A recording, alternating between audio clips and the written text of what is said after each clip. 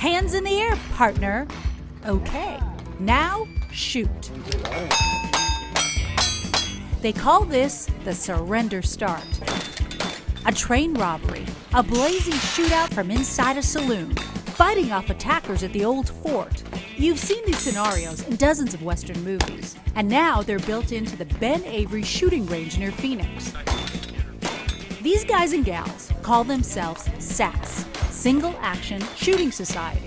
They've made a sport out of all those cowboy action scenes. Single action means shooting old school style. Every single shot you take, you either pull the hammer on the pistol or you lever the rifle. Keep that in mind. Every shot you fire, you're working with that trigger finger and your thumb or your wrist to pull back that hammer or cock a lever. That doesn't mean there isn't room for individual style or technique. Some of them shoot duelist, which means they cock with their thumb and shoot with the same hand. I shoot traditional, so I cock with this one and pull the trigger with the other. The guns you see here are true to the way firearms worked in the Old West. And since speed is half of what makes you a winner, some of these guns are tricked out a bit. We take these guns apart, polish the interior parts, so they're very smooth and very slick. I mean, you can operate them very fast. And as you've probably seen out here watching some of the cowboy shooters, they can get 5 shots off with this gun as fast as you can get 5 shots off with an automatic. You shoot your way out of these scenarios with a combination of pistols, a shotgun, and a rifle.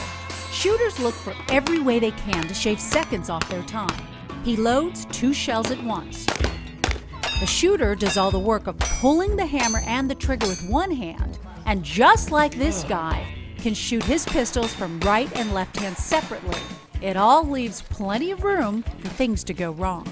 This guy has multiple misfires, has to reload 2, then 1 more. Or an empty shell will make your gun jam, like this, or like that.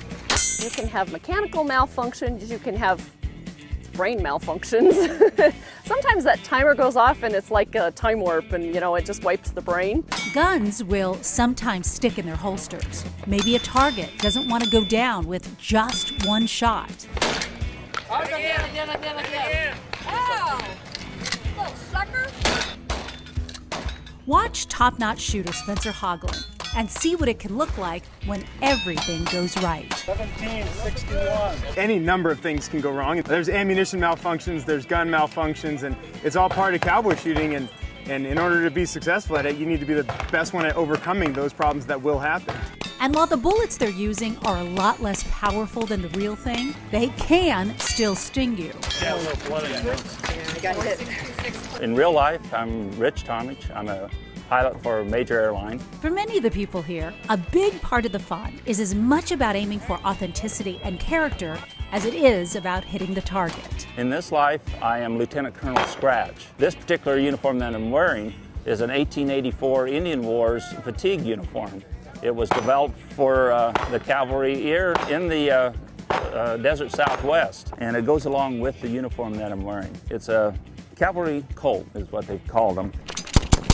So was this Gatling gun, but since it's not single action and fires a whole lot more than 6 shots, it's not allowed in the competition. Arizona Highways Television is brought to you by Arizona Public Service and the Arizona Office of Tourism.